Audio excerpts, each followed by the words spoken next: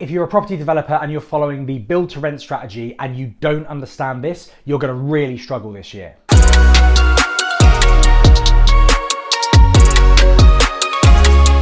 Hi, it's Sam. Welcome back to my channel, and on this video I'm going to talk you through one fatal mistake that developers could make in 2022 that could actually maybe result in them defaulting on their development finance. So stick around as I explain. So we all know that during the course of the pandemic there has been a huge boom in the property market, and every single person involved, from agents to brokers to solicitors, are so busy. In fact, in my 15 years doing this job, I've never seen it busier. This has also had a knock-on effect to others that are involved in this system, things like the local authority for local authority searches, and most importantly, the Land Registry. Now, if you're a developer and you're building properties, you're converting properties, you're having to split titles, create leases, or maybe even create freehold titles or something like that, you're gonna have to go through the Land Registry to get those registered. Now, the problem is the Land Registry usually takes 3 to 6 months to get these registered. At the moment, it's taking up to 12 months to actually get these applications through. So what does that actually mean for you as developers, and why is that such a massive deal? Well, if you think about it, if your aim is to do a build to rent strategy, i.e. you're going to build or convert a property and then you're going to keep that property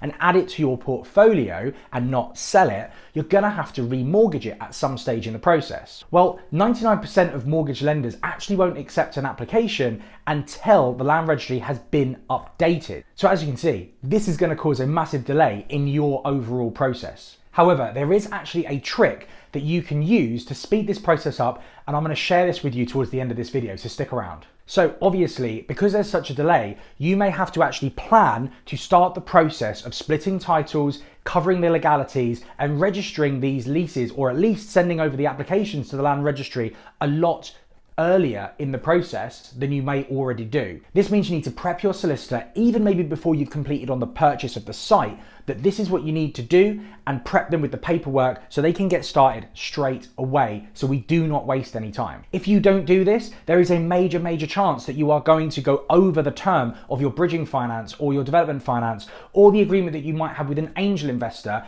and that means that you're going to have to start paying huge amounts in additional fees and maybe even some penalty interest if you're going down the route of using a development finance or a bridging lender. This is something that you obviously cannot afford to do, because that's going to eat into your profit margins, and that's going to make it so much more difficult for you to actually make a profit on these property projects. Now, I promised you earlier on that I was going to share with you a secret that will actually allow you to speed up this process. But before I do that, if you haven't already, please don't forget to hit the like button, the little thumbs up down below, and subscribe to my channel if you don't already. I'm adding videos every single week similar to this that are going to help you when it comes to your property journey. So what's this secret that will allow you to expedite the process of actually getting your application to Land Registry through a lot quicker? Well, if you actually start the process of applying for a mortgage and you get a decision in principle, you can actually get your solicitors to send this over to Land Registry, and at the moment they are accepting these as a way of actually prioritizing those applications. Now, don't forget,